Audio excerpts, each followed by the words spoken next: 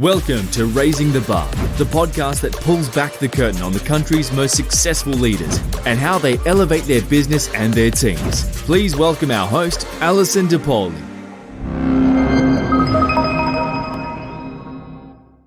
Hey everybody, welcome back to another episode of Raising the Bar with Alison DePauli, where we talk with executives and senior leaders, CEOs, CFOs, movie producers, who raise the bar in their industries. And today it is my distinct pleasure to welcome Michael Mandaville to the show. And we are going to talk about all kinds of fascinating things. His bio is amazing. We're not going to talk about it or we take up the whole 25 minutes that we've got today. But most important thing, he is involved in my favorite movie ever, Taken 1, 2, and 3. So welcome to the show. Thank you for being here with me. Well, thank you, Allison. I really appreciate it. I like your dynamic nature already, and I'm glad to be here and contribute in whatever way I can. So we're going to have to talk about Taken for just a minute because it is my favorite movie. That line about having a special skill set is quite something. I think the movie itself, when I read the script, and I probably read, I don't even know how many scripts, 5,000 or 8,000 or 10,000 scripts and there's probably 3 or 4 that really you read in 35 minutes, and then you put them down on the table and you say, now that's a movie. And that was one of them. It certainly was. It just sped through. I think it had an extraordinary resonance with mothers and fathers.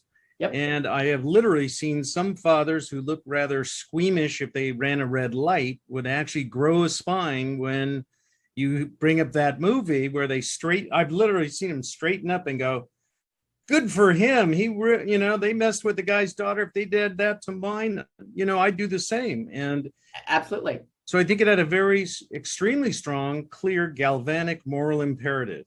And the idea of recognizing evil and stopping it in a world where people prefer to make a lot of gray chaff, I might call it. So that is a very good word. I may have to adopt that one. You are welcome to use it, Allison. Thank you. I think that with your hat as a movie producer, that is a 3-ring circus on steroids. There's so many moving parts. I want to talk to you a little bit about how you manage the moving parts, because I think that the specificity with which you've done that and the intention with which you've done it, I mean, in your biography, you can see it, is remarkable. And I think that many business leaders kind of want to go from here to there with intention, but it's hard to do that sometime with the demands of every day. Well, I think that's true. And I think I approach it by looking, you have people, time, and money, whatever it is you're engaging in. And it could be the addition on your house, or it could be the leadership of your company, or making a movie, or shooting a music video, or anything. So you have that little triumvirate. And when you actually think of the triangle, it is probably, and I like to think in those terms because I think it's, number one, architecturally, it's one of the strongest elements you can use. But it's also around us symbolically in so many ways. A triangle. If one is a Catholic, you have Father, Son, Holy Spirit. And so you have religious ones. You have a great many of those. And so I always think, we'll start with a person, and because you're going to be working with people, you have to delegate. You have to judge them. And people, I think, foolishly say, oh, I don't want to judge somebody. I go, well, you innately will, and my dog will judge you. And so you are actually taking a very human characteristic and going, I'm not going to judge you? That makes no sense to me. If one uses the term judgmental, that means to judge harshly or incorrectly. And if somebody says, oh, you're wearing purple shoes, you're stupid. That's not necessarily true. Those are not a correlative. What they might be is somebody could be late. They lost their luggage at the airport. They borrowed purple shoes. They're colorblind. They like purple. There's a lot of things you can talk about, but those two are not necessarily connected. And then there's judge somebody. And then there's what I like to say, judgment, the big J, which is God and whatever you believe in that direction. Yep. But I am allowed to say, You're smart, or you're not very smart, or you're late all the time, or you're respectful or dishonest, or a whole host of attributes. And I think a lot of people just default into saying you're not going to judge when in point of fact they are. So they don't recognize a certain degree of self-knowledge and reality. And if you judge somebody fairly, you can improve their life. If you think about it. I agree with that. And I think we don't do enough of that, right? Like, okay, purple shoes, you're not an idiot, right? But if somebody's late or if somebody's missing a skill set, if you can point that out and help them, then you have altered their life. Yes. Positively. Absolutely. And people sometimes they do not know if you're just being on time and prepared and 100 other things that one time I gave a script to a producer and he said to me, he read it and he said, well, I think 18 or 19 or something. And he goes, so this is kind of a first draft kind of script feel up for me. And I think I wrote it twice or something. And he goes, what you should do is write it to the point where when somebody criticizes it, you can accept the criticism well and smartly because you did your best and you know you did your best. And that's an important key, I think. Absolutely. Absolutely. So, and in point of fact, here's the things speaking to any CEO or any associate you have in this podcast. Isn't your life a movie? Aren't you trying to just edit out the boring parts and have these great life experiences in family, friends, associates, adventure, triumphs? Yes. In all these, indeed it is. And we record these memories and that's our life movie. And I could have made a left, I made a right, I learned, etc. So the analogy of the movie and why we actually warm to movies, poetry, music, plays, the art forms themselves is because we're trying to figure out the mystery of our individual self, occasionally understand the collective, but of humanity, but it doesn't always work out, but we keep trying to learn. That's what I think all the arts are about in many cases. I think so too. Tell me a little bit about having the right people in the right seats on a movie set. And first, of course, I always like to think of people in that triangle, and I think of people as an artist, a manager, and a technician. So you might have somebody that goes, wow, look at this beautiful, and I've had this many times on various levels. They create extraordinary work. You look at it and you're like, breath is taken away, or you're like, man, that's a vision. But then they can or cannot manage either their life or their crew. I mean, literally, I've had to have people picked up at their home to get them to sick because they kept getting lost. And they did some extraordinary work as an artist. And as a technician, they might be good or okay or not at all. But again, am I hiring them for their artistry or am I hiring them for their management? And not all of those are equal elements. I might need somebody that goes in construction. I need you to be a better manager because I'm going to have an art director doing the artistry, giving you guidance. So it could be, each is not equal to a third. I think it might be one of those little globes with water in it and you kind of tilt it three ways and it has a different amount each way. So I think that's one judging, making that, going back to judgment, saying, yes, I am going to judge people because your livelihood and your family welfare depends on that judgment. Yep. I think the craft of judgment is to do it fairly, reasonably, and diplomatically, but do it. So I think that's really hard for people sometimes. And I think it's harder in companies with very intimate teams. You know, if you have 200 employees or 300 employees, your senior leadership team is pretty small. Mm-hmm. And I have a client that just rearranged their senior leadership team and their sales went up 20%. Nobody got fired. They just moved all the seats around. And it was amazing how much that difference that made. Mm. So and allowing people to be themselves in the right seat.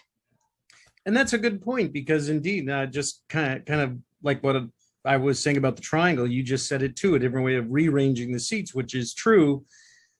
I think it's interesting when you step back and you look at it and you do say, well, what is your life movie? What is your great why, Allison or Mr. Smith or Jones or whoever? What gets you up out of bed? What gets you excited?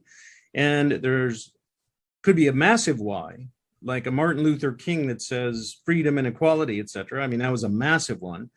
And it could be a big one and a whole host of very important small ones. Like, I love my kids. That's my why. That's why I go and take my job I don't like because of them. I love them. And there's a variance there. But when you do discover individual whys, there's enthusiasm, there's morale building, there is, and I actually on a movie, I sometimes a cup of coffee when I sit and go up and talk to people, it might be a gaffer, the best boy, or assistant locations or whatever. And I talk about, sometimes I will pointedly not talk about the movie.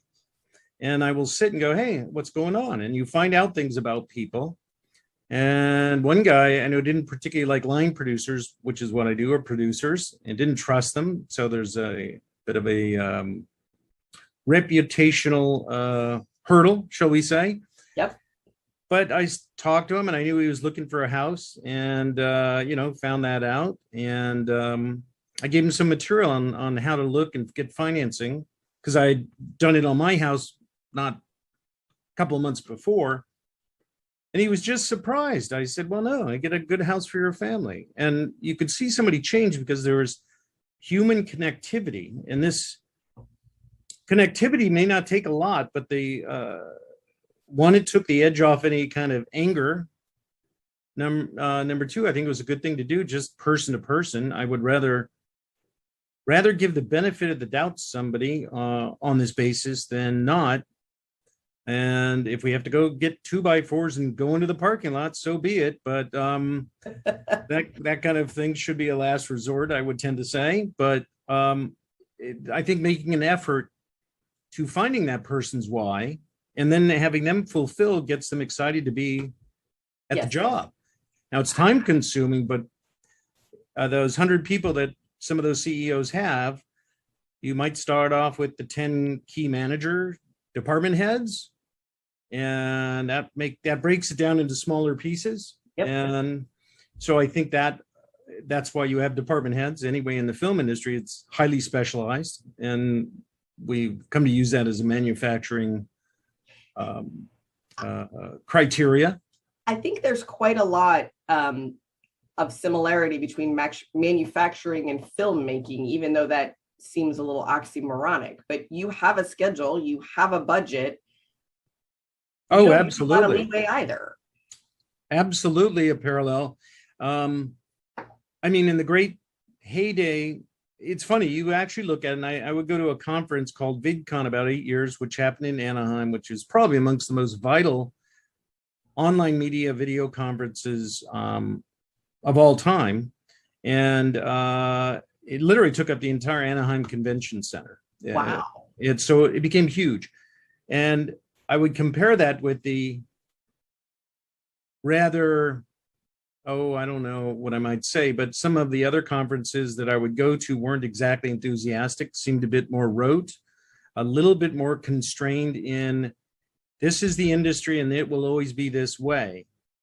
And when you look at the manufacturing, as you just brought up, if you go back to 1910 or something, 110 years ago, when the industry was literally, there's this picture, I have it somewhere, shows 8 people sitting around a 55-gallon drum on a fire. Apparently a couple are actors, one's a director, a couple are cameramen, a grip, I guess somebody may be doing a script super. And you flash forward 100 years later on online media, it's the same thing. They may not be sitting around that kind of a 55-gallon drum, but it's the same thing. They're making a 10-minute show. Okay, where have we seen that before? They're putting it somewhere, i.e. a theater or online. So the parallel is there. And then somewhere in the 20s, really, the late teens or early 20s, all the great studios kind of, and there were 300-400 studios at least. And then they, like car manufacturing, there must have been 600 car makers at the turn of the century. And now there's 3. And now there's 3, right. So you had 7 and then 3 and same thing. They started a manufacturing process. And literally MGM would put out The Heart of Screenland, Culver City, put out 200, I think one year, I think they put out 290 movies. And it is entirely from hammering these things out as a manufacturing process. Absolutely. Yep. One change at a time. How do we make it better? One change at a time. Yeah. And streamlining. Yep. So you are a bondable producer, and I think that is a little bit different than a regular producer. And I think it means that you have a better handle on how businesses run. Am I correct about that? You are. In the titles in the film industry, certainly in the very least can be elusive, and you will have people that are executive producers, co-executive producers, co-producers, producers, line producers, associate producers. I mean, and you could look on a few movies and see 22, 20, I think I counted 29 on one movie. Oh, wow. And I will bet you 2 or 3 of those were actually made it to set. So you sort of get the titles just awarded for people, could be legal work or a financing piece of the puzzle or any kind of spectrum along those, not necessarily doing the nuts and bolts. But as a bondable line producer, I actually will I will take a script, I will take the script entitled Allison's Meteoric Rise to the Sun, which is her science fiction, I won't quite say fantasy, of being the dominant purveyor of knowledge to the world. What's that? Dominant podcast host. Dominant podcast host of the world. And I will break it down into its scenes and its component elements. And then I will ascribe a budget to that. So you do a schedule, you do a breakdown, a schedule, then a budget. And then you start up the production from saying, here's where we're going to film. You fly to the city you rent an office, you start putting in phones, you build up the business, and then you will shut down the business in 6 months to a year, whatever it is, and when it's all done. And so each time is building a business, pretty much. And you learn every time what works, what doesn't work, and how to do it a little bit better, right? Oh, yes. Either with a good solid eyebrow raise, like what just happened, or something with a little more minutiae, like, oh, how do you stage a chicken fight? How do you feed a bear or not? Or how do you handle a certain stunt?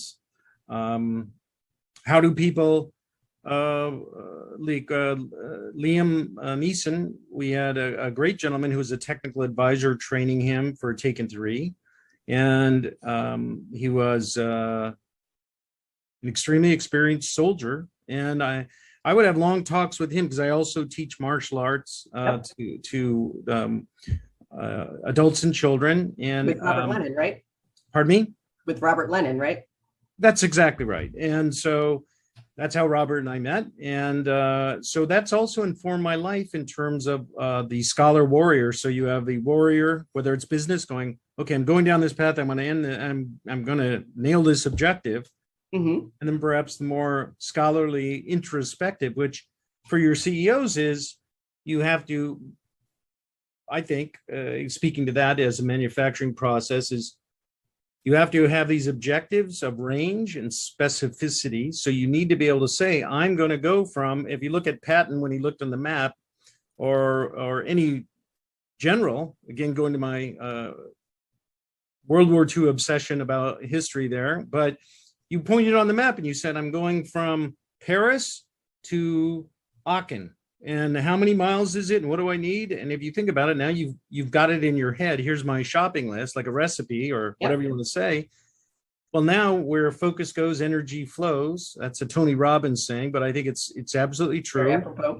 So now you're able to say, good, this is my objective. And then there's, I think, the scholar and the warrior. So the scholar should step back and go, so do I have to do it the usual way? What is a way that somebody's not thinking of that's going to save time and money or make a better product or get more input? Or what's it being used for that it not normally is being used for that might be another market? And sometimes I think that the film industry, as many of our industries, there's there was a very linear process. I have a script, I'll get the actors, I'll shoot the movie, I'll put it out there, I'll get distribution, and then those people will take over. Not so much anymore. Not so much at all. I think it's more, in some cases, the media online is a software loop. So they create an app, or software online, you get a lot of feedback, and then all of a sudden you say, oh, we didn't realize people like that feature. Oh, that's interesting. And television and software and story and products have to have that loop, I think, embedded into the audience.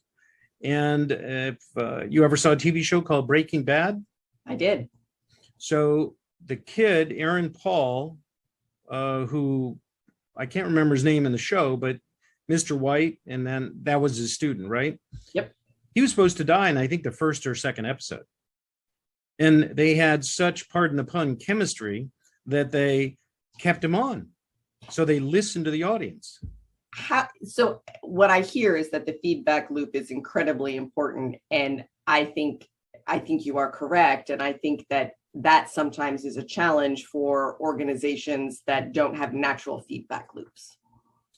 I agree. I think they have to make the time to cultivate them. And I think that I think that's one reason why feature films are in such a challenging spot, because they can't get to a quicker feedback loop, number one, and they're one-off productions for the most part, unless they're comic books, then they'll make 17 sequels to appease the audience, or 10 or something. Yes. And the studios have to do that because they could make $30-40 million, and that is their overhead for a week. Yep. And so they won't do that. They need to make something bigger because they have a much bigger overhead. But the television allows both niche sensibilities and a longer, more fulfilling viewing enjoyment. Now we can get more depth of character. And if somebody is indeed, but each episode is a new direction you could take it. So if you think of your product line, you go, I'm making this product, whatever it is.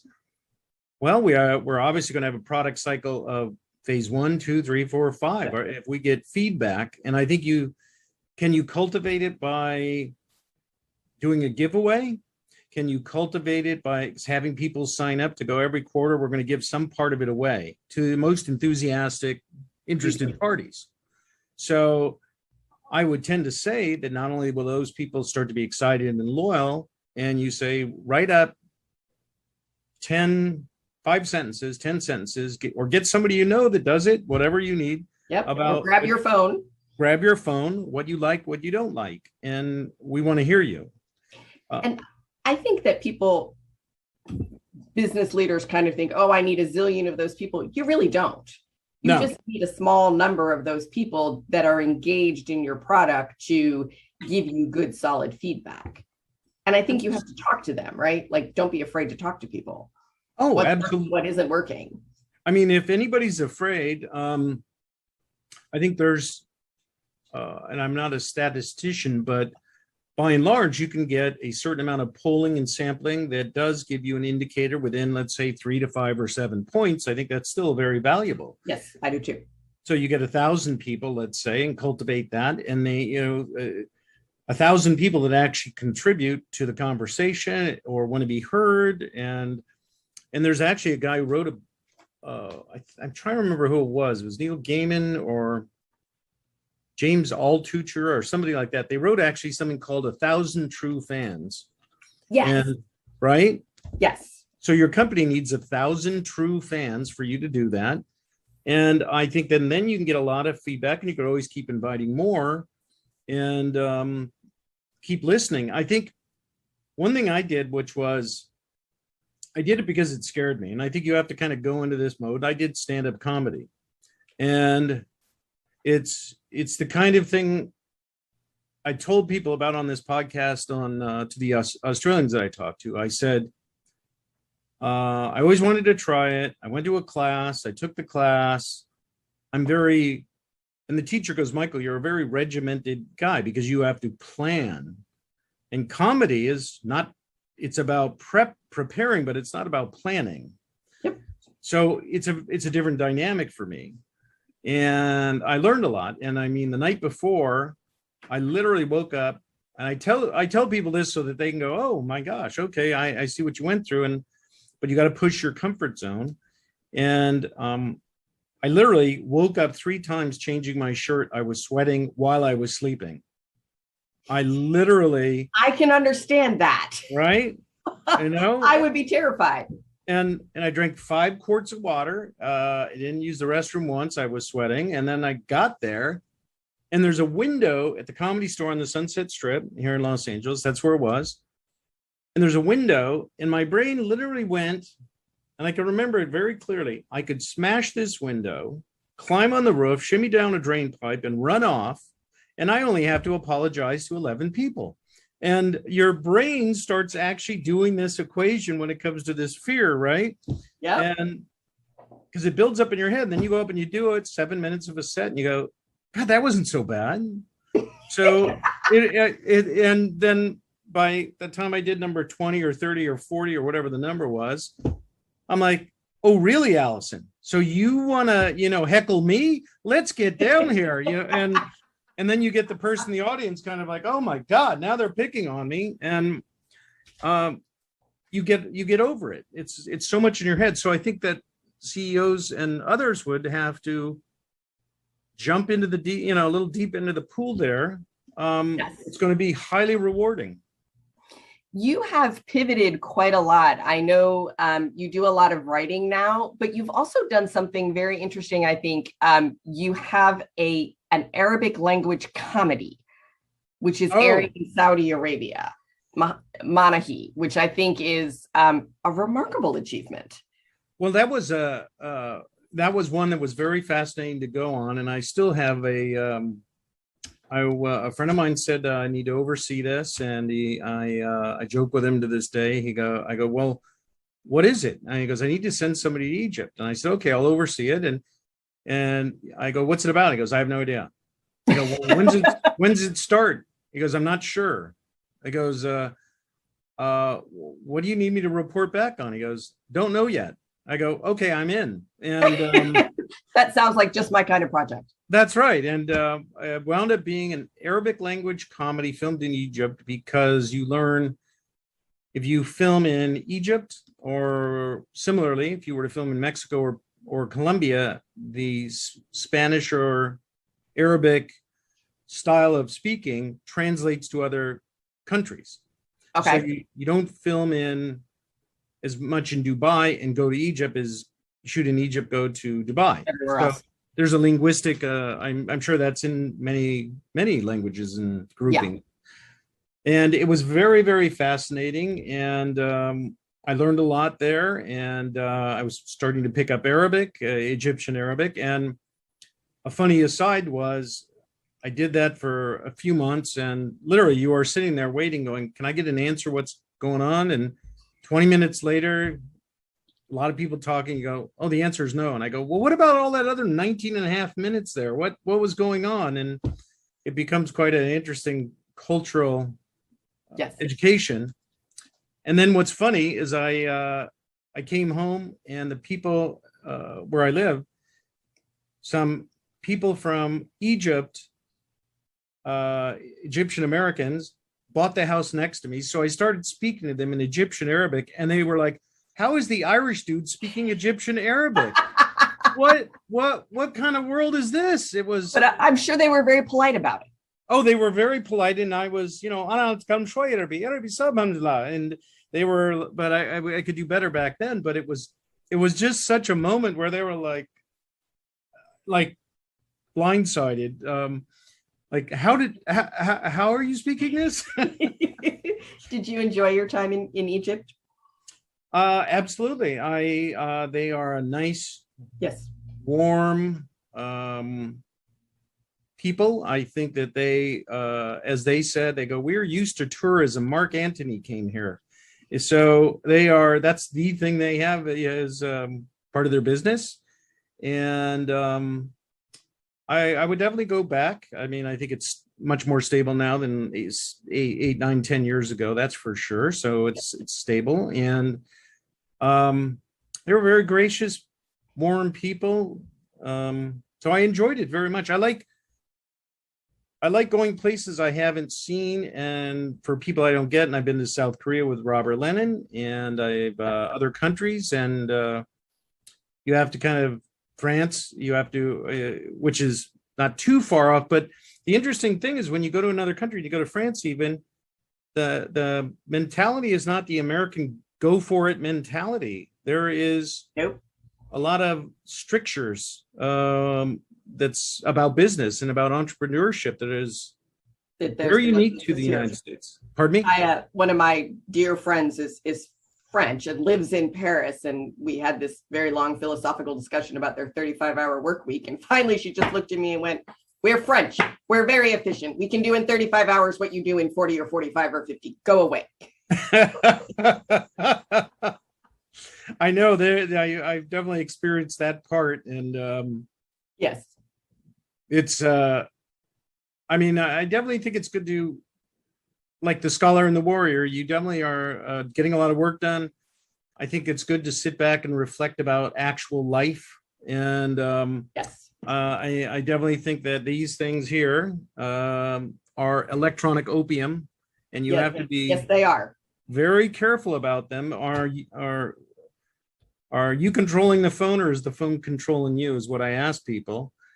I think we're entering into, looking into the future a little bit.